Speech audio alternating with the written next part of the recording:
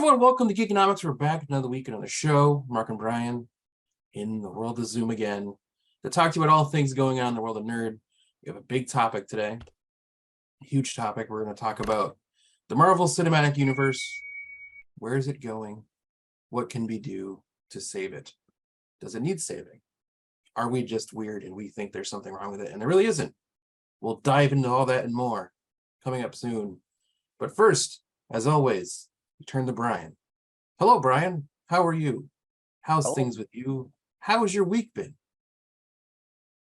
It's been good, Mark. Good. Glad to hear it. Right before we hit record. All right, now on to the next thing. Yeah, it's been a good week, Marcus. I got a few things to talk about before we hop into everything. This spring, I remember people remember this. I have a window similar to this window I'm pointing to that had some bees, some big old bees trying to get in, and I never had bees down here before. Well, when they ran the line for my internet, they drilled a hole inside of the house, and it's not filled in. And this area is all woodsy. Yeah. So I'm like, well, that had to have been the cause. Yeah. So I got rid of those bees, yada, yada, yada. Now I'm down here. This is only a couple of days ago. This is why I'm jumpy. Right before we hit record, I was drinking a glass of water, and the condensation dripped and fell on my leg, and I jumped. And Mark's like, what's going on here? Well, just a couple of days ago, I'm sitting across from where I am here, and I'm working from home, and I'm also recording stuff, and I feel something on my leg, Mark. I look down, and it's a wasp. Ooh. Okay. Ooh, boy. I took this paper towel roll. I knocked it off. I stepped on it. And I rolled my foot what felt like forever. And I was not seeing its body. I was like, okay, what's going on here? I finally lifted my shoe up, and it was dead. But that scared me. And I told Allison about it. She's like, oh my God, I'm deathly afraid of like bees and wasps and whatnot. So I clogged up the hole. I put some seal? I sealed it up because I was like, you know what?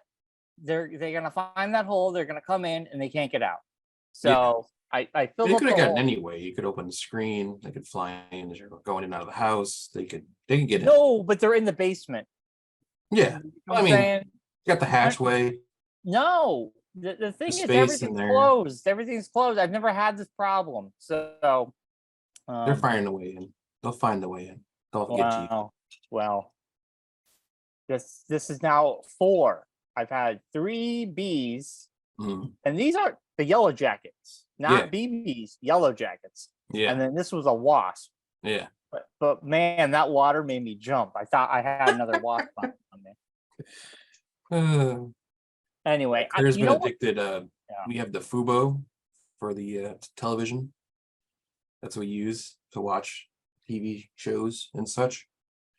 And it has she found that we now have a Mystery Science Theater 3000 channel where they just play Mystery Science Theater 3000 24 hours a day, 7 days a week. Pluto TV has that too. Yeah. So. Yeah, I watch that. I'll put it on once in a while. Yeah. So she's been addicted to watching that. And so she's like being all jumpy because of all like the weird, crazy B movies they show have had like spiders and different random things. Well, they're all corny. Yeah, I know, but it's just like she just kind of is like, oh my gosh. So it's been funny. Yeah, Pluto TV's got that. Yeah. I'll put Pluto TV on when I just want something running in the background. Yeah. That was actually the cure for the issue that happened, which I'll talk about when I get to how my week has been. Well, I mean, that's I mean, I could talk about the shows I've been watching right now. Yeah. Quickly. Okay. So Allison and me, we finally caught up to Yellowstone, up to the final episode that aired. I guess there's supposed to be another 8 episodes to finish off the whole series. I have never seen Allison turn on a show like it was so really quickly. Funny. She was all into it season 1, where I was just like, it's all right. Then in season 3, season 4, I was like, okay, it's gotten better in my opinion. And she agreed. We were both like, yeah, it's much better. Yeah. But season 4 going to season 5, it is just like they're repeating the same things. The writing, you just know the writing isn't that great. Yeah. It's entertaining. Does Costner leave the show? I never watched it, so I have no idea. No. He's still when the final episode aired, he's still on it. Okay. Some of the better characters are not the main characters, in my opinion. And one of the better characters actually leaves the show in season 4. But it's entertaining. But there's a caveat. Kind of bad to okay writing. Some of the actions the characters make no sense. There's a lot of repeating the same story. I heard it gradually gets worse, and it gradually you stop caring about the people in the show, and you kind of just want them all to be killed. Yeah, I would say like if I like none of them have any redeeming qualities at a certain point. If I had a show to compare it to, Succession. Yeah. Even though a lot of those people were horrible, I had fun with them. The acting was incredible. The storytelling was incredible. Like top-notch aces TV all around. The writing was really good. Yeah. Yellowstone, the acting can be good at times, can be really good. But the writing, it's just not good. It's just and some of the characters you do like aren't the main characters, and the family, there's one of the family members, I would just wish they would kill themselves. That's how bad I hate this character. I think this character's I've seen like random clips of the show, and there's the blonde lady who I think is Kevin Costner's wife or something. No. Beth is his daughter. Okay. And she is the worst character. She seems like the worst character, and just like a terrible actress. Not a terrible actress, but just like a terrible portrayal of whatever the character. It's just she's a good actress. Yeah. But the character is absolutely garbage. Yeah. And the first season, I wanted her gone. Yeah. And now I'm just like, the show actually got better because she got her comeuppings a little bit. But I absolutely think it's the worst character on television. So I honestly, there's better things on television. Like, so in other words, you're disappointed that you wasted time watching Yellowstone. You could be watching something better. We stopped watching it last week. Like Chef. And I've watching that. I've forgotten, like it's forgettable. Like it's like I'm not like we'll watch the ending just to see how it ends, but it's not something I'm looking forward to. You could have spent that time watching The Bear. Well, we are watching The Bear. That's next on my docket. Yeah. We are episode 4 into The Bear. Then you watch The Bear and we're like, this is really good writing. This is really good acting. It's amazing writing. We just watched the episode with the little kid. They have to cater the kid party. Yeah. And his pills end up going into the high C punch. Yes. Ecto Cooler. Yes. And antics ensue. But it's a great show. We've been watching it during dinner. The cake, you make the one of the chefs is making the donuts and the cake. Oh my god, the food looks so good. Yeah. And then we're watching What We Do in the Shadows. This season has been Aces. Yes. The Pride Parade episode was so good. So good. It was a Pride. Oh, the episode where they're on the news is covering the flooding, the sinkhole, and they keep effing up. Oh my! The season has been really good. It's really good. So we've been watching that, and then since we ended Yellowstone on Sunday, a show that I wanted to start is Dollhouse, with Eliza Dushku. Wow, really good. Way back machine. It's not that back. It's not that far back. It's pretty far back. Dollhouse? That was after Buffy ended. Yeah, it was after Buffy and Angel. So it's 2006, 2007. That's almost 20 years ago. Mark, you just talked about how you started that Jason Bateman show. Arrested Development. Arrested Development was over 20 years old too, my friend. So I know. I just say it's crazy that it was that long ago. Okay, so but yeah, Dollhouse, like so far aces. I never watched the show, but the Joss Whedon product, isn't it? Yeah. Really good. I know about it. I don't think I ever watched an episode. It's a cool concept. It's a real cool concept. It's 2 seasons. There's actually an ending, which is great. So there's not gonna be a cliffhanger. The whole premise is these people are kidnapped. It's called the Dollhouse Project, where they clean they clean their slate. They're literally blank, and they can imprint anything someone wants onto them. So like if I'm a millionaire and I want a girlfriend for my birthday, I go to the Dollhouse and I say I want this kind of person. They'll imprint it on one of their dolls, and then you have it. It could be an assassin, it could be whatever. Yeah. But it's really intriguing. Characters are really good so far. We watched 2 episodes on Sunday. I'm already thinking about it. I'm like, I can't wait to watch another one. So that's our show for right now, other than The Bear, which The Bear is another great, fantastic show. So I finished Twisted Metal, which I'll let you give your week. And why don't we, after you're done, real quickly give our Twisted Metal? Yeah. Sure. Yeah. It's another quiet week, nothing crazy, which was nice. It was just a regular week. Not really watching anything in particular. Kind of in the middle of shows. Finished watching The Witcher season 3, which is kind of disappointing. Seems the chatter online seemed to be that was the census. It wasn't even the season was disappointing. It was just the way the season ended, because it just ends with like Harry Cavill's character just like walking off of the horse, and that's like, I know they're just trying to do it where like Liam Hemsworth is just gonna pick up right where that's ended, but like I was saying, I think last week, it's like, how are you gonna do flashbacks? Because the show has a lot of flashbacks. So I don't know. If the show even comes back, right? If the show even comes back, exactly. So we'll see. But it's kind of weird.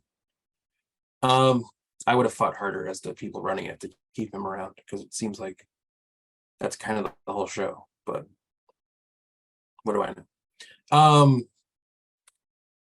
We finished The Bear season 2. It was amazing. You're in for a treat. That season 2 is even better than season 1, which is not often the occurrence. But this show,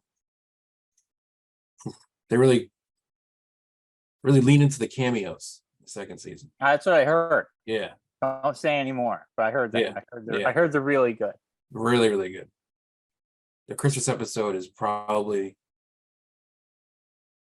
the most emotional episode of television I've seen in a while, since Last of Us, probably, but in a different way. Whereas Last of Us was more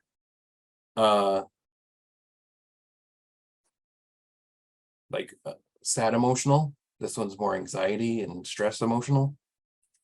So, but it was really good. I did watch on the Max, they put out a 100-year documentary of the WB, which was very interesting and very amazing. It goes through like the whole history of the studio. Oh, really? Also, like different people that have worked at the studio, like directors, actors, and it's all like interviewing with them and all that. And like basically goes the whole span of 100 years talking about everything that's happened to the WB. Yeah. Like all the different mergers, and like they actually like dive into certain things that you wouldn't think they'd dive into, you know, like how some things are bad ideas, and actually talk about like the bad ideas. And they kind of gloss over the DC stuff pretty quick here and there. Like, and they did DC movies. Yeah, but not all their DC movies were bad. Well, they lean into the Wonder Woman show and the movie as the tent poles of the whole thing. But they interview like Tim Burton and he talks about how he got started with the Pee Wee Herman's Big Adventure and that whole thing and all that. So it was really good. And it's only 4 like hour-long episodes. I'll have to check it out. Yeah. Thanks for the heads up. Yeah. No, I found it randomly looking through there. On the hunt for a new show to watch because there's nothing going on. So still, but there's so much there is. It's just trying to figure out that one thing you want to put the time into. That's the thing. And something that's at least decent, like long enough that I'm going to be able to watch. Like I don't want to watch something new because then it's like you have to wait for it to come out. Yeah. So, but that's besides that, we had the D&D over the weekend. Yeah, we had our D&D session. I felt, it's weird. I felt so rusty because we haven't played in so long. Yes. And like, I also felt so lost because I felt out of the loop. I felt out of the loop too, to be honest with you. Because we weren't really the last session, so they had like inside jokes on things that they had played or done last time and different references. And characters that are popping up, and I'm like, I don't think these people are kosher. I don't think we should be letting this person live with us and be so casual. I think I'm going to try my best to be more involved in the chat with my character. Yeah, I'm going to be more attentive because it's like buried. Everything gets buried with other. It's also tough to actually be attentive in the chat, and it's not his fault. Like we talked about it on Saturday. I was talking about it on Saturday. Alex has a very descriptive mind. Like he has to get the information out, and if he doesn't get it out, it like bothers him because of his engineering background, and he has to solve problems in his head, and that's how he does things. And I think like with the stuff that's going on with him in his life, that he feels like this is him trying to solve problems in D&D is making it feel better for him or something. But I don't know. But it was just kind of like, you kind of it's tough to keep track of, weed out the ancillary discussion with like what's actually happening discussions. Yes. Also between work, life, and other things, it's just like, the next day on Sunday, I was so tired. I went to bed so late. I was so tired, and the chat was already blowing up. I'm like, what time did you guys go to bed? Like I got home and I couldn't turn my brain off. I was like, you get that. It's like after you do something that's mentally taxing, I need like downtime to decompress. I know. I didn't go to bed till like 12:30, and I was so. But like I went almost 3. So. Well, that's normal for you. I go in the chat. I try to go to bed by 2. And it's just like, what are you guys talking about? But anyway, I'm going to try my best to be more attentive on the chat. But also learning. I think we're level 5. That opens up a lot of stuff for our characters, and learning. Well, for me, it was also different too because John sent characters. John sent us. I don't know if he sent everybody, but videos that he found about our characters. And with mine, I learned like I was trying to do too much, and there's different things. Like I think I rolled a total of like twice the whole night. Like my character, the way it is, it's like everything's on the opponent to react. Right. That's what I have too. Yeah. So with the hacks a lot of and that whatnot. now. So it's a lot less of me having to like things just happen. Like I just do things.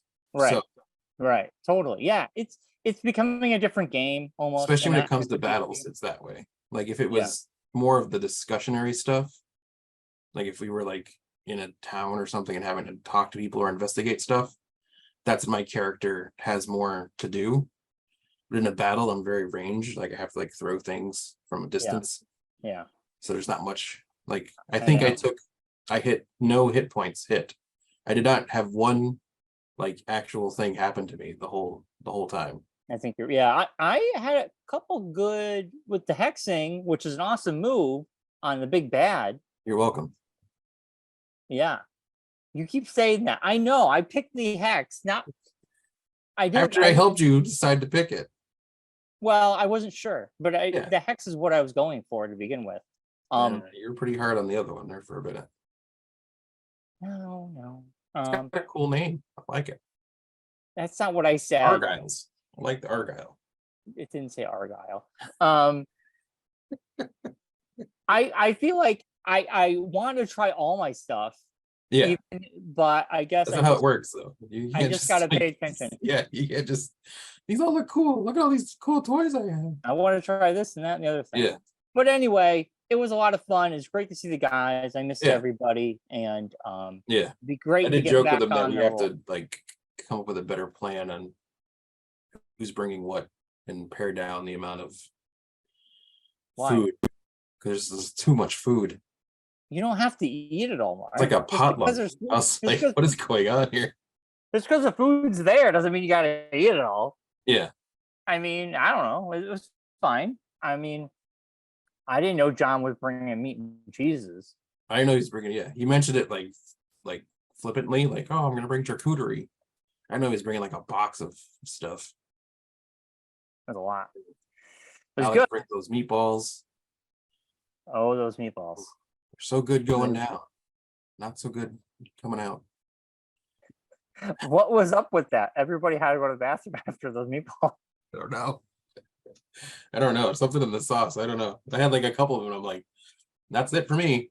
I'm out. I don't know how I managed, but I stayed away from that toilet. Well, I don't know. Anyway, let's move away from that. But it was a good time seeing everybody. It was a good time. Claire called me. Do you want to talk about this on the podcast? No, I'm not going to go deep into it. But she made the not smart choice of watching Guardians 3 by herself. I don't understand why you wouldn't tell her not to. I did. I told her multiple times. I told her, I said, if I thought you could handle it, I would have taken you to it when it came out. I was like, if you wanted to watch it, I told her she saw it came up on the screen, like it's available. Because she watches Simpsons on Disney Plus. So she was like, "Oh, Guardians 3's out." I'm like, "It is. It's a tough watch. Probably not something you should watch by yourself." It's like, okay. Then she told me on Sunday, she was like, "Yeah, it was kind of like just, it was there, and I would like, oh, I'll watch this. There's something fun." I was like, and then she's like, she's literally been dealing with it since then. Like she told me yesterday, she was like, got to work and she was like, I still don't feel good. I still don't feel right. She's like, I still feel sad. Well, it wasn't. I mean, it still had a happy ending. I mean, it did, but it was more. And we've talked about it before. The whole scene with the creature talking the rocket about flying in the sky and yeah. Very do that, and I know. Let's not talk about it. You're already getting me. Yeah, and then Rocket and the babies. Yes, the whole thing. She was like, she's like, the whole rest of the movie, was fine. She was like, it was just the animal stuff that destroyed her. Yes, yeah. I told her, I said, you can barely handle the Sarah McLachlan commercials. You have to turn away from the TV, or make me change the channel. Yeah. This movie is that for 2-3 hours. It's like you don't want to do that to yourself. Yeah. But she did, and she's had to deal with the repercussions of that. So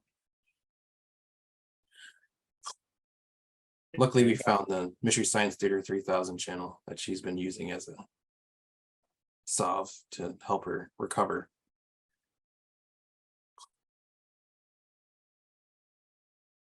Too funny. Like I was like, has Allison seen it yet? No. I didn't think so. I asked her, I told her what happened. Yeah. And she's like, what? I'm like, well, yeah. I go, why didn't get into the details? That was the thing. I think I didn't tell her the details of what happens because I didn't want to ruin it for her if she did end up seeing it down the road. Well, I told her like the theme and like the very loose information. Like it was stuff happens to animals. And it's not good. So, you being an animal person, as big as you are, probably not the best thing for you to do. Yeah, I'm gonna see if I can watch it this weekend with Allison. See if I can convince her. But yeah, I mean, it's one of my favorite movies of the year for MCU stuff. Yeah. And she was on the phone though. She was like, "I've been trying to get the cat to come over to me so I could hold on to her, so I could feel better." And I'm like, "Okay, how's that working out for you?" She's like, "She doesn't want to come anywhere near me because I can't stop crying." It's scared. It's like, why are you crying? Are you going to put me down? Like, what's going on? I'm not coming over there. What are you, nuts? Yeah. That's too funny. Well, on a lighter note, I finished Twisted Metal. I know you watched. I did. Here, I'm going to give you my quick overview, and then you give your quick overview, and we'll do a quick rating. This is a quick one since we watched them different times. Yes. I found myself getting into it more and more. I think the middle episode was kind of my least favorite, when they're stuck in the ball house. That episode was just okay, but I think it goes up from there. Yes. The final 2 episodes were unbelievable. The way they end it, I was like, yes. And Leader of the Holy Men, little nod to the League. Well, it's a Twisted Metal thing. Yeah, I know, but the leader of the Holy Men was the guy from the League. Oh, Jason Music. Jason. Is it? Why am I gonna say his last name wrong? I don't know how to say his last name. How did this get made? And I know. Bobby, and he actually played what's her Pereira's love interest on Brooklyn Nine-Nine. Yes. So a little correlation there as well. Yeah, there was a Brooklyn 999 reunion there. Yeah. Yeah, I thought the cast was great. Oh, Jason Mantzoukas. Yeah. He played the preacher. Yes. Cole Feynman played Bloody Mary, which was fantastic. Yeah. Chloe Feynman. Yeah. Thomas Hayden Church is Agent Stone. Yes. Fantastic. I mean, it was just like, it's a lot of fun. It's corny. It's stupid. It's entertaining. You turn off your brain. You have a good time. I think it was made by people who really like Twisted Metal, who know for sure, who know about it, because there was just a lot of cool cameos and Easter eggs. How'd you get through the Sweet Tooth origin story episode? I mean, it was only in the beginning, but I was just like, oh, that was brutal. Yeah. Like I said, it was rough. Yeah, I got it. Yeah, see? Yeah, honestly, he sits with you for a bit, and then you're like, oh. Yeah. I think the wrestler and then Will Arnett, playing 2 characters, they pulled it off. Because you would not know. No, that's not his voice. Yeah, I think that did a fantastic. And I like how they got the flame on his head at the end, when they actually had the Twisted Metal shoot him up at the end. Yeah. So that's my over. I loved it. I give it an 8.5 out of 10. I think it can get, if we get a season 2, and I hope we do, I think it can get better. I think it's already set up for a season 2. Well, I mean, we don't know if how well did this do. Do you know what I'm saying? Yeah. Peacock's not going to make a season 2 if people weren't subscribing to watch it. Yeah. That's how these shows work, Mark. Yeah. Sadly. Yeah. So I wish the show came out weekly. I mean, I watched 1 episode a day. Well, I understand why they didn't do it that way, because it was kind of. I think it's because they couldn't promote it because the strike. Well, they were able to. I saw some online videos and YouTube of Anthony Mackie and Pereira and Samoa Joe doing interviews. They did them they were smart about it. Been a while ago. Yeah, because what they did is they knew that was possibly coming.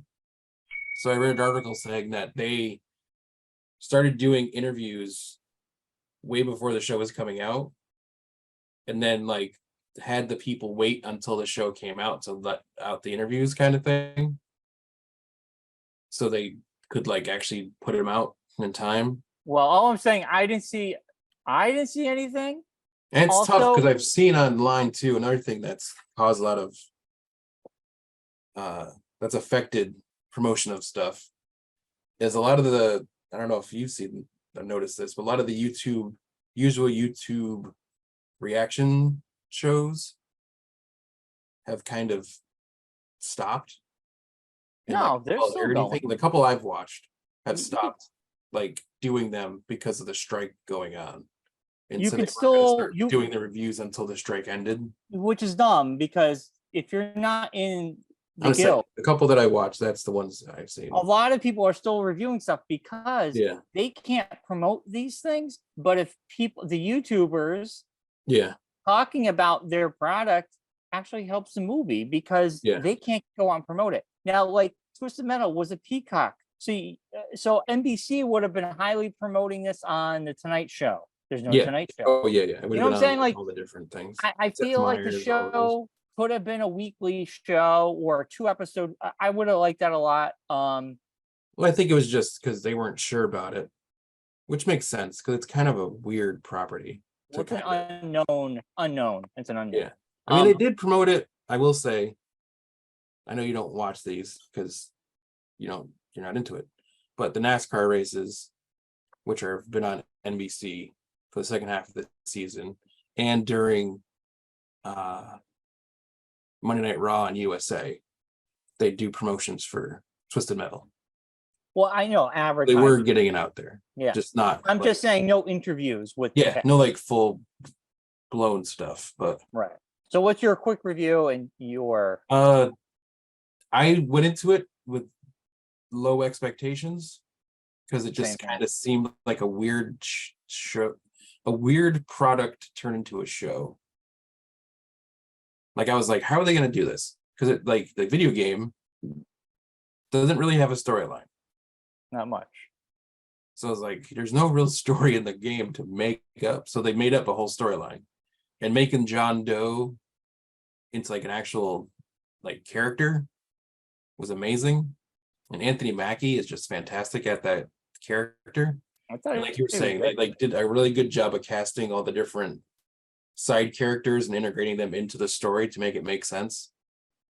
And it was like a very well thought out idea of using the first season as like a whole full-blown origin story for Twisted Metal to then say at the end of the season, like, we're going to get the Twisted Metal. Twisted Metal. Kind of like you're getting Twisted Metal next season. So it's like the whole first season's like the amuse-bouche for what you're really there for. It's like you get little bits of it here and there. Yeah. But to then like next season, you're going to get like all the stuff you usually would have with Twisted Metal, like the tournament and the against each other stuff and Calypso. Yeah, I like, Calypso we haven't seen, we just heard. I like how we're leading to it because sometimes these shows will blow their wad in the beginning and then they have nowhere to go. Yeah, because if you did Twisted Metal, if you did a tournament like at the beginning of the first season, what's the point? It's like, what do you watch now? If you're done. He ends and wins the tournament. Yeah. What's the story? But now you've actually like made a story that Twisted Metal is now a part of the story. The tournament part of it is part of the story, not the whole story. Right. Now you can do a tournament arc next year and then go into an actual like finishing season of telling the rest of his story kind of thing. Yeah, and they can make it a 2-season show or 3 season, just end it. Yeah. They don't have to make it go on forever or whatever. Yeah. But no, I thought it was really, really well done. I think it like I watched all the episodes and I was like, wow, that was really good. I'm surprised. So I'll give it a 9. I thought it was probably one of the best shows that come out this year. Wow, going 9. All right, I like it. Yeah. I almost won a 9. Because it was just nice. I just wanted a little bit more, but it was like It was a great no-think show. It was like one of those popcorn shows. You just kind of just sit back and just enjoy it and not have to like. Honestly, it was a great palate cleanser after Secret Invasion. Oh my gosh.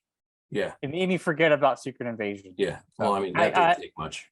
And yeah, so for me, it hit the right time. Perfect timing for me. Yeah. So awesome. All right. We have to move on. We don't want our show to go on forever now. No. Now let's go to the meat of this episode. Meat and potatoes of the whole thing here. Well, how would we I'm going to start off by saying this. Well, here's I think the first question is. Well, no question. Hold on. Let me say this. I'm going to say this before we get into it. Okay. I know you feel the same way. So I'm confident in what I'm about to say. Okay.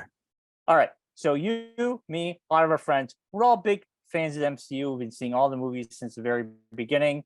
Yes. Now we are, 10 years going on to 20 years deep. We are now going past Endgame now. And when you love something, it's MCU is like a sports team. You're there in the highs, you're there for the lows, and you want the team to be better. Yes. They're like the New England Patriots after Tom Brady leaves. Right. So this comes from a place of love.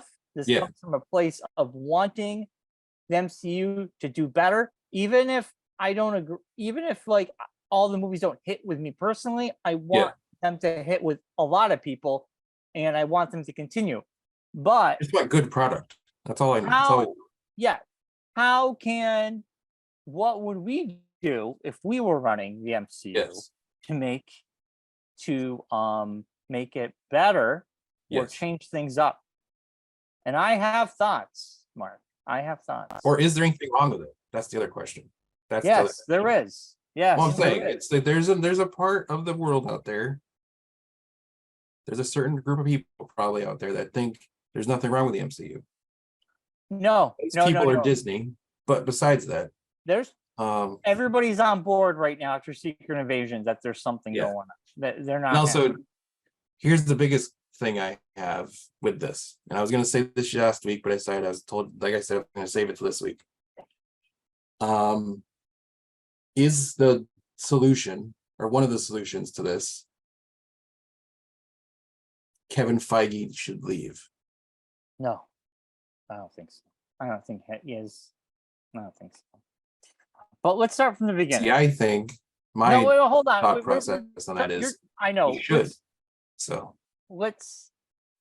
Do you want to save that for last though? I kind of feel like yes, but we'll leave that as like a tidbit thing that's out there, so that way Why don't we start from the beginning?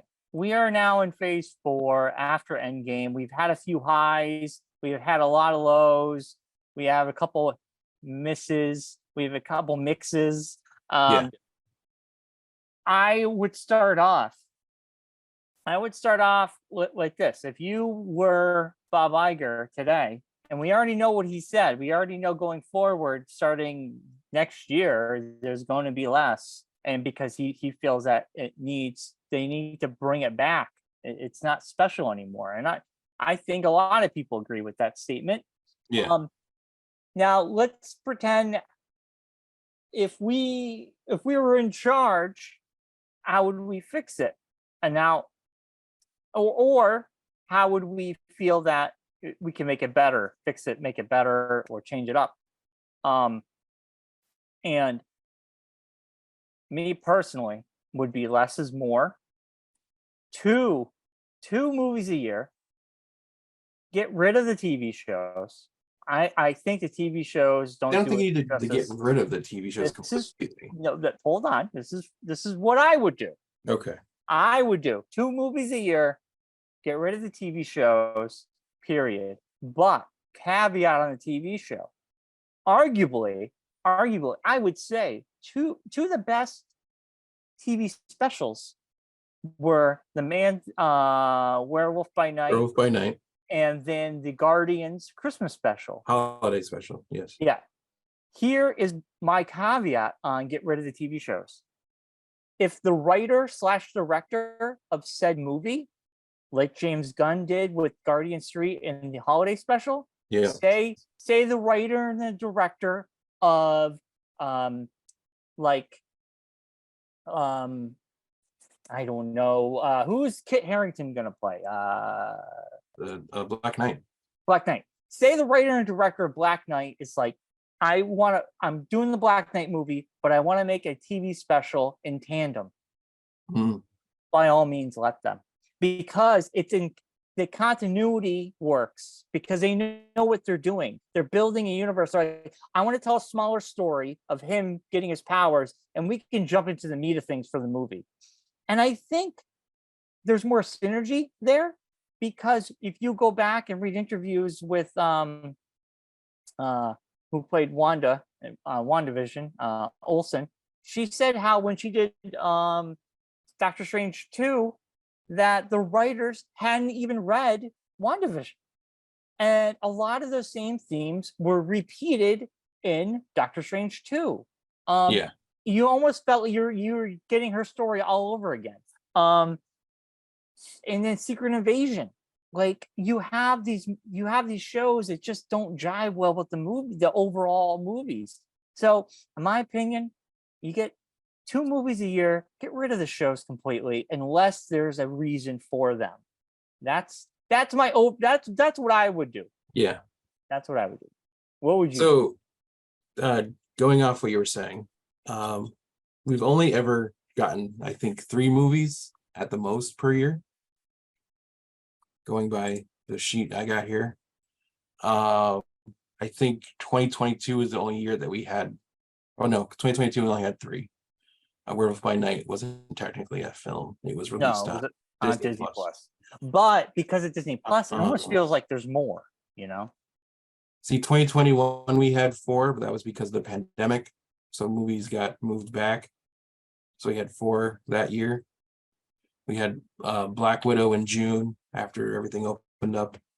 Then Shang-Chi in September. Then Eternals in November. And then Spider-Man No Way Home in December. But that was a lot. Also, the caveat to that is Spider-Man technically not a Marvel. No, it is. It's in the no, I'm saying it's in the Marvel universe, but it's not a Marvel made movie. So, but it's the Kevin Feige was on the press tour. It is a MCU movie. I don't care how way you want to cut it. Usually it's 3 movies a year. So I think that's how they would do it. Going all the way back to 2017, it's been 3 movies a year. They were doing 2 a year before that. See, I think 3 is too much. The 3 we had this past year, 2022, Doctor Strange, Thor, and Wakanda Forever. That was last year. Yeah, that's what I'm saying. Oh, I thought you said this year. No, last year. I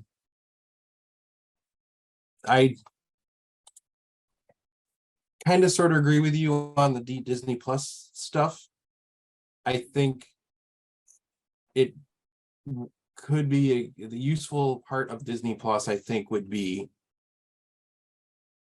kind of what they did with She-Hulk, although She-Hulk wasn't done correctly. I think that's the best use for Disney Plus. Introducing a newer character, like you're saying, the Kit Harington character, introducing him in a short series, not a full-blown, like, one-off, like, hour-and-a-half movie, basically, but do, like, the length of a Secret Invasion, a 6-episode mini series to introduce the character. So then he would then appear on Blade, like the next year or something, or during that year. Like Black Knight comes out in the beginning of the year, Blade comes out later in the year. And it's written, it's done by the same people. Done by the same people. Same people are doing the movie. That's their thing, I think. Like we were talking, like you were saying with the WandaVision. I think if whoever's going to do the next project with that character also is attached to the show. I mean, I think it would be nice. found a diamond in the rough with Loki. That's like the one good thing. I think if like, I don't think Falcon Winter Soldier was terrible. I think it was a very good show. I know there's a consensus of people out there who think it wasn't. I mean, even if it's mixed, it's still kind of a win. Because not everybody hated it. Like Secret Invasion, I think across the board, everybody did not like the ending. But Falcon and Winter Soldier was a great way to get him to become the new Captain America. Yes. Now we're over that, and now you don't have to waste the first half of the first movie act of the movie doing that. Right. That's I think another way to get you that works into things. Like you could have your tentpole characters used in a show. Yeah. To tell a story that is needed but doesn't need to waste time in a movie. So I think that's your Disney Plus solution. And you know what? If you think about it, Falcon and Winter Soldier, it would have been cool if that show actually came out before the new Captain America movie. Yeah. It would have been fresh in your memory. It would have built up to the movie. I don't know, or have it a year before. Like, well, the closer to the time that movie comes out. Yeah. But now it's also have so the thing far removed. These I know I go back and say this all the time, and you're like, oh no, it's not how it works. But a lot of these shows on Disney Plus, I know COVID was a big thing. Would have solved that. Like, but we're over. WandaVision would have happened, and then Doctor Strange is supposed to come out that same year. Falcon Winter Soldier, and the same thing with the next Captain America movie was supposed to come out this year. Well, they're filming that right now, so they're not. But I'm saying originally it was supposed to. Everything got pushed back, so they started filming that in the beginning of the year, but now because of the strike, it was supposed to be filming it last year. So, but anyway, I don't know. We don't know. So, but then, like we've been talking about how the movies haven't been doing great. But you go look at numbers, and I'm like, that really isn't as bad as I thought it was. No, it's not bad, but they're not. Some of the movies aren't making like Doctor Strange. We've only really technically had since Endgame, the last of the big Avengers movies. Since that movie came out in 2019, the next one after that was Far From Home. That had a budget of 160 million. It brought in 390 million. Domestic. Oh, yeah, it was a massive. That was one of the biggest. Worldwide, $1.1 billion. Yeah.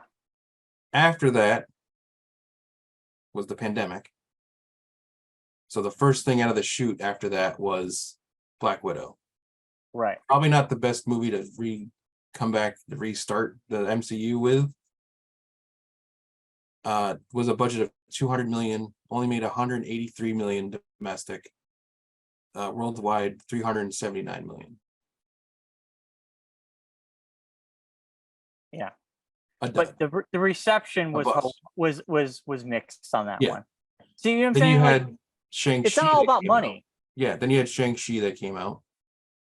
Budget of 150 million, domestic 224 million, worldwide 432 million. That's pretty good. But Shang-Chi, a lot of people liked it. It was well received by the audience. I don't think it's the numbers, Mark. No, I'm saying because movies that we thought were bad, some of them weren't as bad as I think we thought they were. You got to fast forward to this year. Well, Ant-Man is the one that I think is the one that we all thought, like, universally, among everyone I've talked to, didn't like this movie. Eternals. Yeah. Budget of $200 million. Domestically, made $164 million. Worldwide, though, it made $401 million. Right. So, realistically, not a dud. But it made money. But money is not everything. You go on. No, the reviews of that were really bad. It was, like we've said, you go back the lowest rated MCU film. One of the lowest. Secret Invasion is one of the lowest MCU shows, rated MCU shows of all time. Eternals is down at the bottom too. I'm telling you, I'm saying this to come back with the issue isn't the movies. Well, I think the issue is, and we've had this discussion before, Disney Plus. I think Disney Plus is the noose around the neck of not only the Marvel Universe, but Disney as a whole. I think Disney Plus is they're just throwing content out. Well, I agree with that. They don't have any other content to pull from at this point. They brought all their stuff back in-house. Everything's been brought back in. And they're just throwing these shows out. And we saw the list back before the pandemic of what was going to be coming. We even said when we did the show, why is this person getting a show? Ironheart. Why was that happening? Who's going to watch an Ironheart show? Now it's not happening, of course, but at the time, it was happening. Because they wanted too much. Well, they wanted to introduce her. The plan was to introduce that show, have the show happen, and then she would appear in Wakanda Forever. But now, what's the point of having that? She was barely even in Wakanda Forever. Wasn't really even an integral part of Wakanda Forever. Doesn't really warrant anything. Like, that character never reappears again. Okay. I mean, I don't think Disney Plus is like. I think Disney Plus works, but I don't think it does. But I think it's just there needs to be a better plan with it. Better plan, better writing. Yes. Better writing. You know what I'm saying? Like better story. But that I think is also an issue of not only just. I think it's the whole like product of it's streaming. Quantity over quality when it comes to streaming. We had this conversation when we had Danielle on to talk about the writer's strike. That used to be writers' rooms used to be big 8 to 10 to 12 people to do shows, and now they've whittled them down to like 1, 3.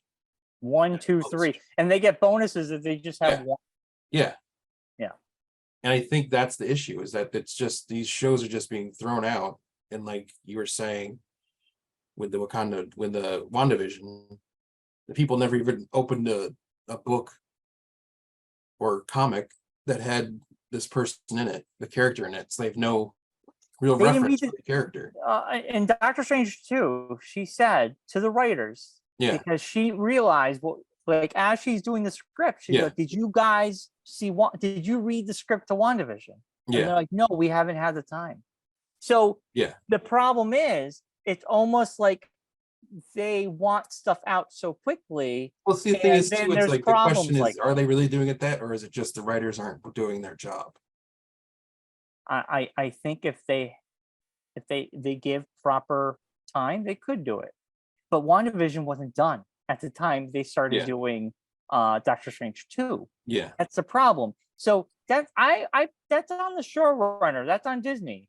That's on Kevin Feige. Really, exactly. That's my thing. Like, that's where I come back to. Be more synergy. Is Kevin Feige the right guy to keep leading this? I think he is, but I think it's too many cooks in the kitchen. Too many projects going all on at once. I think what made the MCU special. This is me and John. I saw John last week. We had a conversation. I had a conversation, and I think leading up to the first Avengers movie, and then leading up to Age of Ultron, and leading up to Endgame, we were introduced to new characters, but they had sequels, and we had a chance to meet these characters more and more, and they would show up in other projects. The biggest problem, I think, with Phase 4, we have been introduced to a plethora of characters, and then we never see them again. There's been no through line. There's no. So, okay, for example, in a perfect world, Shang-Chi would have came out. Shang-Chi, I thought, was a great first movie. I think his character could have... He had the connection with Wong. Yes, and he could have showed up in the Doctor Strange movie. He could have become a household name. People loved him. He could have had a Shang-Chi. Where was Shang-Chi 2? We should have got a sequel. Also, he should have showed up in another movie. He should have been in Doctor Strange 2. He should have showed up at the very end. But we got some other woman showing up. Then, like, all these characters have been introduced and we've not seen them again. Yeah. That is very disappointing because to make Iron Man popular with mass audience, Iron Man 2, Iron Man 3, he showed up in other films. People fell in love with him. Well, they were building could have been the same way. They're building towards the Avengers. And that's the thing. I don't think there's been an nothing. actual, like, what are we building towards? Nothing. I think there might have been a plan. And I think the Eternals, after being panned by the masses, even though it did make a lot of money, I think they were kind of like, well, that was what we were going to use the Eternals for, was like going to be the start of that. But no. And then like things that were happening in other movies weren't being referenced anywhere else. Like the Eternals, you've said it many times and we've joked about it many times. There's literally a Celestial stuck in the surface of the planet. And nobody said a thing. And no one's mentioned it. It hasn't been mentioned by any other characters whatsoever. And why the invasion just happened. Yeah. Only one character from the bigger universe was involved in it. Right. No one else was brought in. No other characters were mentioned. You didn't have anything being affecting any of these characters. There's never been anything mentioned about it. It's all just been like, everything's been too like sectioned out. Also, the first phase and the second and third phase were all one connected, giant story leading to something. Yeah. What happened in one movie affected what happened in the next movie. If something happened in Iron Man, that led to something else. If like when the whole thing with Captain America happened and Winter Soldier, that led us to Civil War. Right. Now, Mark, I want to go back to the Eternals for one moment. I have a thought about Eternals. The Eternals, not only do we talk with Celestial to death, also at the very end, we're introduced to Thanos' brother. Yeah. We also have another scene with Kit Harington grabbing the sword and we hear Blade's voice. Yes. Okay. We've never seen those characters again, but also the Eternals. Okay. The Eternals. No and another Celestial shows up at the very end. Yes. Yes. No the only time we've ever heard anything about Celestials is on a ride at Disney with the Guardians of the Galaxy. That's the only the Guardians that brings them up, but that's about it. I'm saying, but that's about the only two places we've ever heard about it.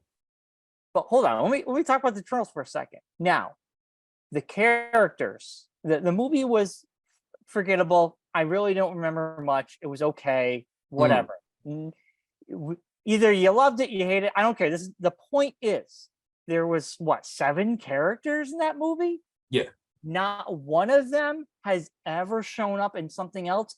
That's how you can turn that around. You have 1 or 2 of those characters show up in another movie and make them, give them more character. People will fall in love with them. Now, go back to Thor. Thor 1 was really great.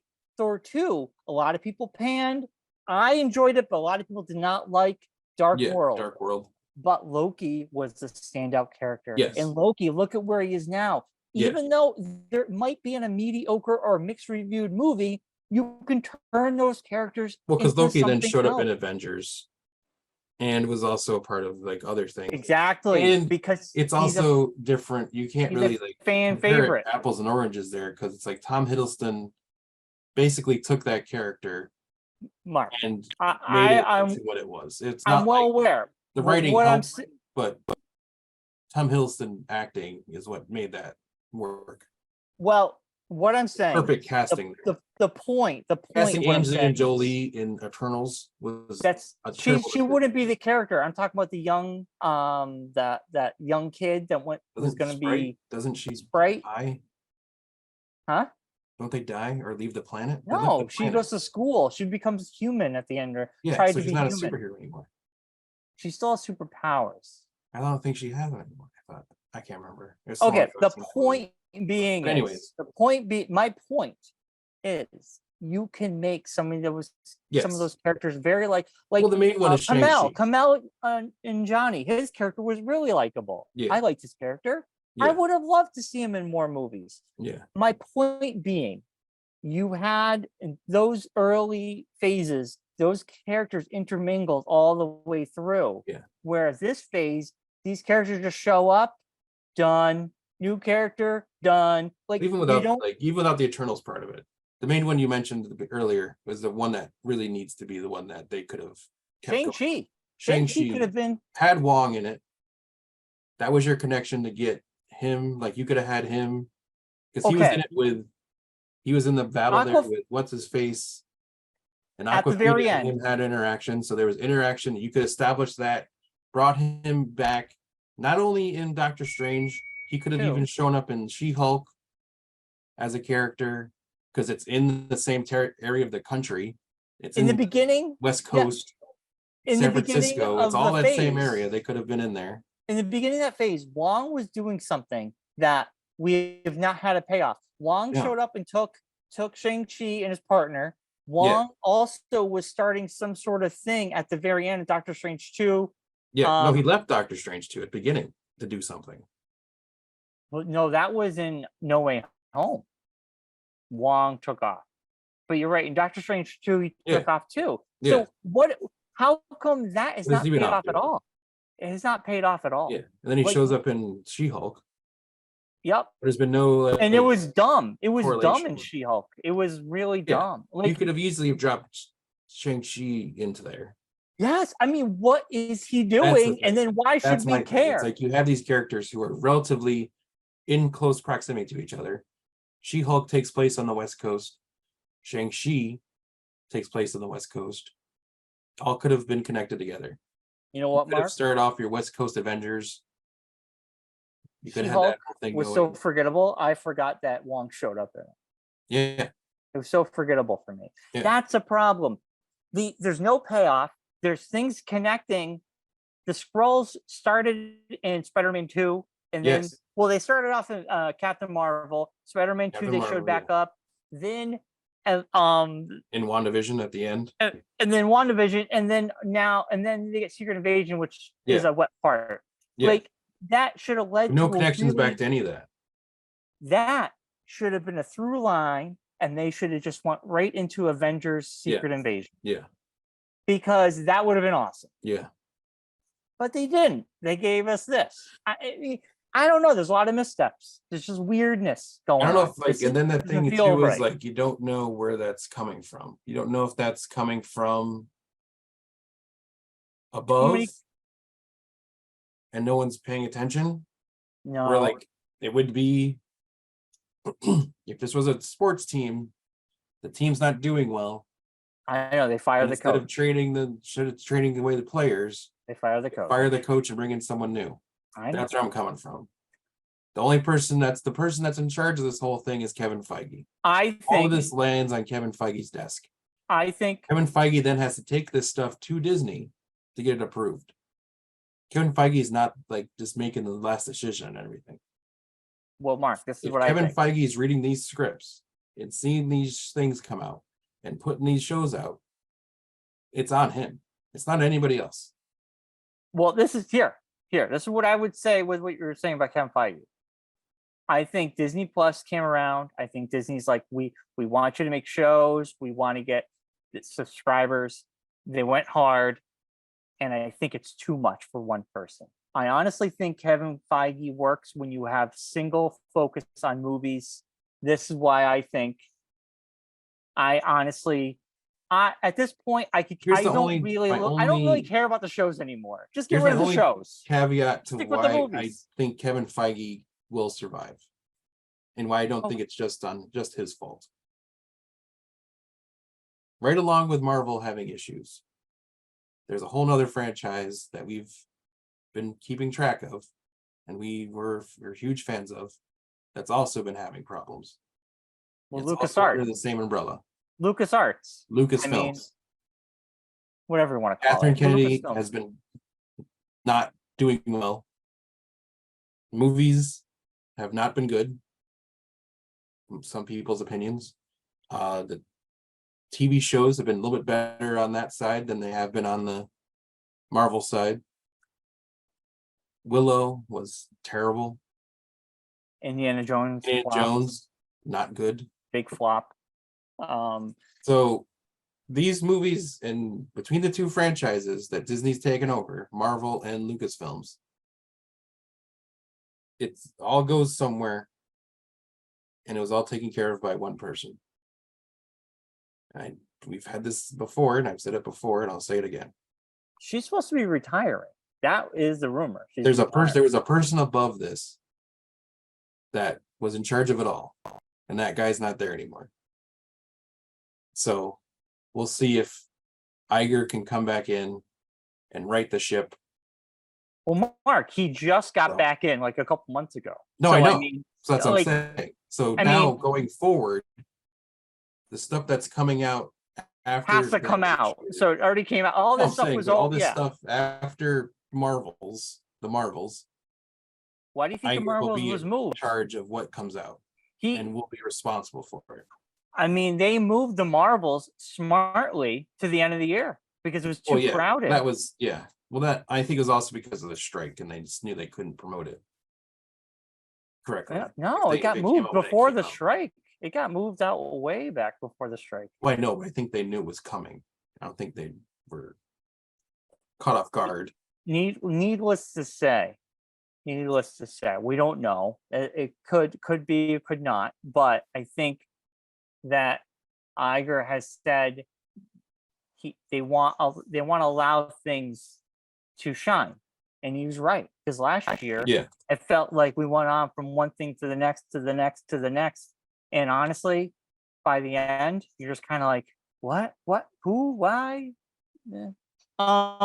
So I think with Iger wanting to make things special again, which I agree with, also the quality, the quantity over quality we've gotten, the quality of the writing on some of these projects has been so-so. I mean, I know we disagree, but I thought Mandalorian season 3 wasn't the best. I mean, I'm hoping. I think it was terrible. I didn't say it was the best. I don't think it was terrible, but it wasn't memorable. I'll put it that way. It wasn't my favorite, and I love the Mandalorian. So I think on the Star Wars side of things, with Dave Filoni and Favreau being involved, it's one of those things. Dave Filoni being involved, especially with the Ahsoka show coming. If you've never, unless they do something at the beginning of it, if you have never seen Rebels, you're not going to understand the show. He said it's for everybody. We shall see. He says that, but Ahsoka's a character he invented, so. Yeah.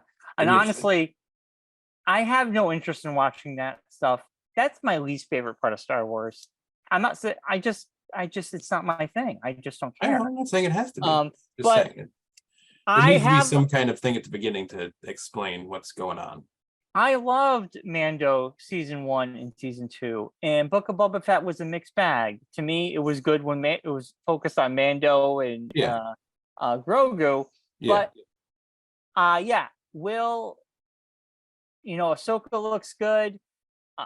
I'm the more I see of it, I am getting a little excited. My expectations are kind of low because the Star Wars shows haven't been that great. And I mean, here's the other part of it. What is that about this? Is like, is it also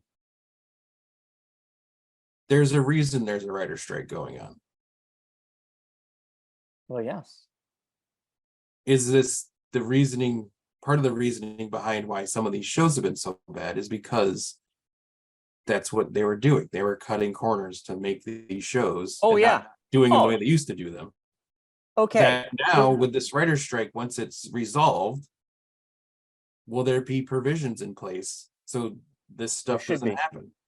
Because I'll tell you what, I cannot watch another season of Mandalorian if it's all written by Jon Favreau. Yeah. Because his episodes were unforgettable stinkers. It'd be interesting to I didn't do the due diligence research to find out was seasons 1 and 2 written by more than just Jon Favreau, or was it? A lot of them were written by Jon Favreau and what's his face? Filoni.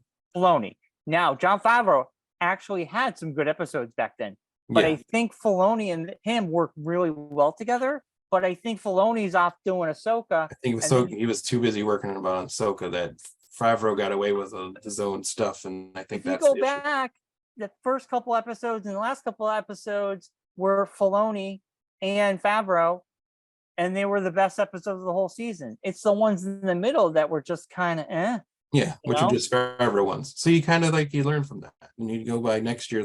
Next season, hopefully they won't do that again, or Filoni will work with Favreau more to help him. Or you have other writers in there to be like, hey, maybe you shouldn't do this. Maybe you should do that. I think it's good to have. They also like, and I remember in the first 2 seasons, there seemed to be more directors involved. Oh, every episode is a new. They were also not only involved in just directing of the episodes, but like the writing, the rewriting of the episodes. You know, like brought their own stuff to it. Like Taika Waititi brought a lot when he directed his episodes, and Bryce Dallas Howard and the other folks whose names I can't remember off the top of my head. But they directed. They all had different directors this season. Yeah, yeah. But they don't write the scripts. You know what I'm saying? Yeah. So you're stuck with that. Yeah. But if the writers aren't on the set, and you know what I'm saying, like we know there's all these weird things going on. Then your hands are tied. Yeah. So if Bryce, it's say season 1, season 2 was more collaborative, but season 3, they're like, we just got to get it out. Yeah. And directors do your thing. The writer, you know, he's going to be working on something else. Yeah. Then what? Then they're just like, okay, well, we got to do what's on the page. Yeah, exactly. I don't know, but we're only theorizing here. Yeah, but I do exactly. feel but that on the movie side of things coming up next year, looks like only 2 movies in the future. So your first thing has been taken care of. Not next year, we just get Captain America, Brave New World, or New World Order, whatever it's going to be called, and Deadpool 3, and that's in July.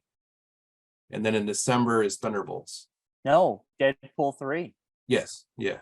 So we're getting 3 movies potentially. But then again, technically, it could get moved. But Deadpool is scheduled for May. That's the first. That's the movie that's going to kick off the summer. Yeah. And usually have a July, August one, at the end of the year one. Yeah. And that's fine. Listen, I am more excited for Deadpool 3 than I am about anything in the MCU right now, because I don't really know what I should be caring. Like, the gemstones is what we all cared about. Where were they? How are they going to get them? Or the Infinity Stones, even. What are they called? Yeah, the Infinity Stones. Yeah. Gemstones. Now you've been watching Righteous Gemstones again, haven't you? No, I haven't watched. I gotta jump in. But now, what's there to care about? I don't know. Well, I think it's Kang, and I think that's just the thing too. It's I don't care about has Kang. Not been made to be a villain enough. I don't care about Kang at all. I'll tell you. Then again, we also said this, and I think, like we said after Ant-Man, I think the neutering, they kind of neutered him with him being beaten by Ant-Man, probably the least powerful of all the Avengers. They should have had something major happen in that movie. Like, the ending should have been a little dark to really hammer home that Kang was dangerous. Dangerous. They haven't given us the danger yet. That's the issue. It's like with Thanos, you had him being the omnipresent being in the background, being the mastermind that's pulling the strings and all these smaller villains. Whereas with Kang, they're kind of doing the whole thing of the ultimate Kang is the one that's pulling the strings and all these other Kangs. But I think that's too, I don't want to say smart or too thinky. It's not smart. It's not thinky. I'm saying I think it's too much. Nothing about Ant-Man 3 was smart or thinky. No, what I'm saying, the Kang stuff, I think them trying to have multiple Kangs against and the one Kang, I think it's just too much. I think this for people that aren't. That's going to be too much to get. No, Loki season 1 introduced Kang very well. Yes. Okay, one of them, the one who remains, right? Yes. We were all interested, enthralled, fantastic. Yeah. I think if Ant-Man 3 had never come out and we were going to Loki season 2 and we got more of that, yes, I think we would be all on board. Yeah. But I think because Ant-Man 3 was not well written, yes, it was entertaining, but it wasn't memorable. It didn't feel like an Ant-Man movie. It felt very like a bad Star Wars movie. It was, it was. You can tell they were in the volume. It just felt very. The characters, I don't remember a goddamn character that we were introduced to. Is there also the issue of they kind of have gotten to the volume?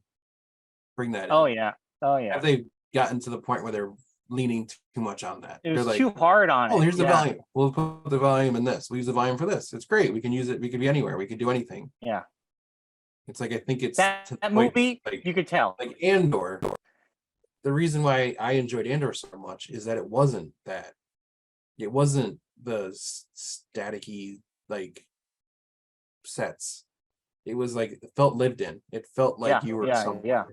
And they actually built the sets and they actually did the thing like you used to do. It's like sometimes technology isn't your friend. It works for some things, but doesn't need to be used for everything. Right. It's like, and I feel like space, like flying stuff and that kind of stuff, the volume's perfect for that.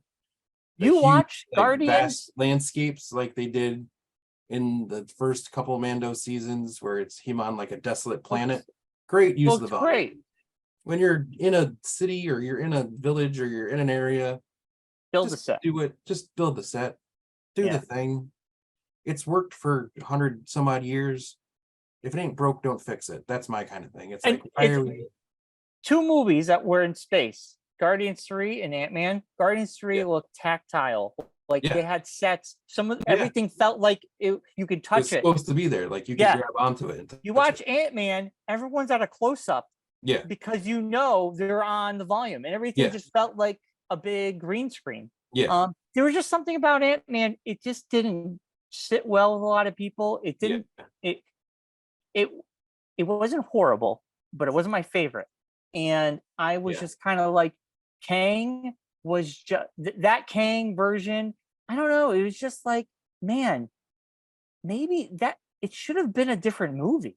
It should not have been an Ant-Man movie. I don't know. It was weird. It was a weird movie and a lot of exposition. Too much. It was like an exposition dumps after dumps in that movie. Yeah, but I don't know. But anyway, I think the end game. What's the end game to this? What's the solution? Less is more.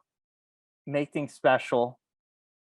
Maybe bring down the TV shows to like 1 a year, 2 tops. But movies, we're gonna go back to maybe 2 or 3 a year, which I'm fine with. Then maybe give us 1 show, but make sure the show is well written. And if the people are involved with the movie that's going to be connected to it, make sure they're all in together with it. Better writing. And if the show isn't worth telling, don't tell it. I feel like we're just telling these stories just to get people to subscribe to Disney Plus. Well, that's the whole point of it. But that's here nor there. It's a business. Yeah. I know. That's me. That's my overall view. What about you? The nuclear solution, of course, in my opinion, is just fire Kevin Feige, start from scratch.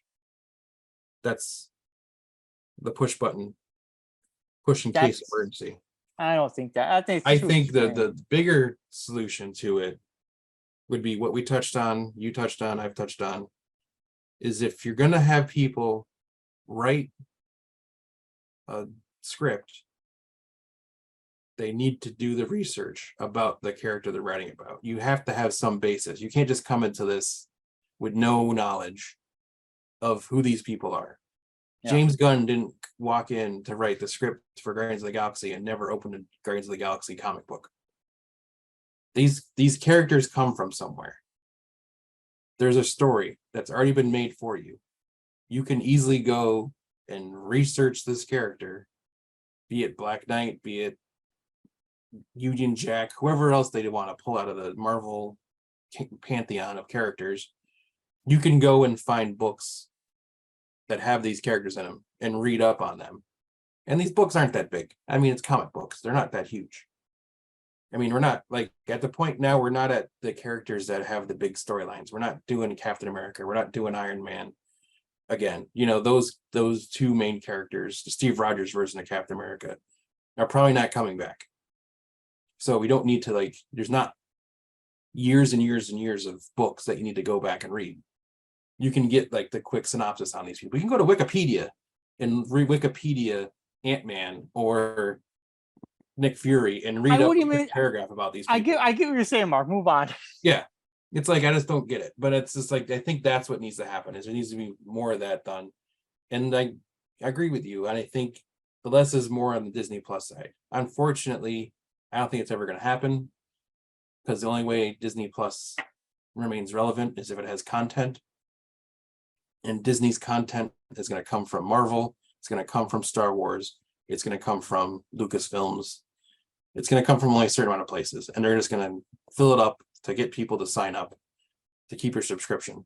They got to lean on other things. They got to start doing other things to get people to subscribe. And I think it was just a perfect storm of things. They launched the Disney Plus. Pandemic happened. They had the big merger with Fox. Iger left. It's like all these things individually. Well, the merger with Fox happened years before. That happened. I was in a Peggy Lane when they bought Fox. But I'm saying it was like 6 years ago. Cumulatively, these things all happened.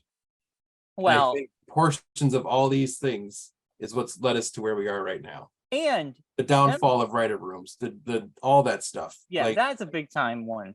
Like all those things snowballed to where we are right now, where unfortunately we have 2 strikes going on. The writers and the actors are both on strike because of things that have happened. Yeah. My prediction, Mark, I think the Marvels is going to do okay. I mean, of course I'll see it, but I don't think it's going to be huge. I think I'll do okay. Yeah. I think Deadpool 3, when that comes out, it's going to be level. It's going to be No Way Home level big, because you're going to have finally Wolverine and Deadpool together. And I think it's written by people who know the product. Yes, but we have trust in that team. We have trust in that team. We have 2 Deadpools in the past that prove it. Yeah. Okay. So, but after that Fox merger, you want to get the MCU back on track, man. I don't know what they're waiting for. You get the Fantastic Four, you get the X-Men back. Well, Fantastic Do it Four up. 2025. I know. Yeah. Right now, they're just farting around. But when that stuff comes out, it's going to be big. It's going to be big. But I think, and also this could all be us just saying this stuff, and there's people in a boardroom somewhere saying we kind of just punted the ball down the field for a couple of years to get ourselves figured out, and now once we got now we're in our thing, we got the Fox stuff back. We're gonna start launching out all these things. And in a year or so, we could be saying how great the Marvel Universe is again. Well, yeah. It's just as easy as we could be saying, why haven't they solved anything? So it could go either way. It's not like there's, so. Well, I think a lot of people all agree that after Endgame, it has become a little aimless. Yeah. It is aimless. We're introduced to characters. We never see them again. Yeah. They dropped the ball in that way. I think they focused too much on television because Disney wanted them to. Yeah. But yes, can next year turn it around? I think so. I want them to. I want to be invested again. I want to care again. Yeah. Those are all things I want. And I think Deadpool 3 is going to be one of the biggest movies that year, whenever it does come out. And I think it's going to be huge for the MCU, for Disney, because, I mean, this is the first time we're actually going to have a proper Fox created character. Yeah. With two Fox created characters under the Fox, now under MCU, the Marvel thing, rated R, and who knows what kind of cameos we're going to get. Yeah. It's going to be big. It's going to be really big, I think. Yeah. So, and it would also be the perfect way to fix everything. Is have Deadpool just kill it all and then just start from scratch. I mean, I try to stay away from spoilers, and I don't even want to say what I think because I want to go in fresh. I don't I wish there was more security on that set because I just don't want to have anything ruined for me. But there's some stuff I don't think that we're gonna know about. I think I know seeing Hugh Jackman in the suit. It's cool enough. That's really. I think that's a Ryan Reynolds little thing of he's one that leaked the 10-minute footage or whatever that got this whole thing started. So I wouldn't be surprised if he was like, "This is one of those things that we can't not show people." It's like, well, that photo was put on. It was released by Disney and everything. It wasn't Hugh Jackman put it on his Instagram. So so Yeah. But anyway. Yeah. I think the ship can be turned around. I just think there's going to be some patience. It's not going to be something overnight. I think the Marvels has potential of being good. We'll see how that goes. The only reason I'm nervous about the Marvels is because is it going to be dependent on the fact that you've had to watch WandaVision because one character's from that. Veronica Rambeau, yeah. And then you had to watch Miss Marvel. Miss Marvel. Because she's in it. Theoretically, might have had to watch Secret Invasion because Nick Fury's in it. And I think there might be Skrulls in it too. Yeah. Again. I don't know. Well, because that kind of led to they're talking about the peace talks. So that could be the whole thing of this whole thing is they're in the midst of the peace talks and then this whole thing starts happening. I don't know. Them jumping from body to body. So right. I am not gonna watch Miss Marvel. Because technically Rodin was a Kree. And there's a person in the movie with his hammer. So yeah. We'll see. We'll see it all pans out. Yeah. Like I said, I think Miss Marvel's. I think that movie's going to do okay. I don't think it's going to be huge, but I think it will do decent. Yeah. But if word of mouth, we'll figure it all out. It'll all get solved. Yeah. If word of mouth if the reviews are really good, it could do very well. Yeah. Well, tell us what you think. Leave comments below. We're on YouTube now, so you can do that now. Leave comments below. Tell us how you would solve the Marvel Universe. Or does it really need to be solved? Will it just get figured out on its own? Tell us what you think. And I added last week, I don't know if anyone noticed it, a like, thumbs up, subscribe, and ring the bell for notifications and when we put the videos out. So all that's on the bottom of the screen too now. So I like it. Yeah, we're getting there. We're getting fancy. We're trying to dress us up a little bit, you know? Good job. We're all YouTube people now. We're YouTubers. We're no longer just a podcast. We're also YouTubers. And we're talking on television. But as always, we'll see you all back here next week. We don't know what the topic will be. It could be a surprise. We'll find out all together next week on the show. And as always, be safe, be well, be kind. And rewind. Bye, everybody. Bye-bye.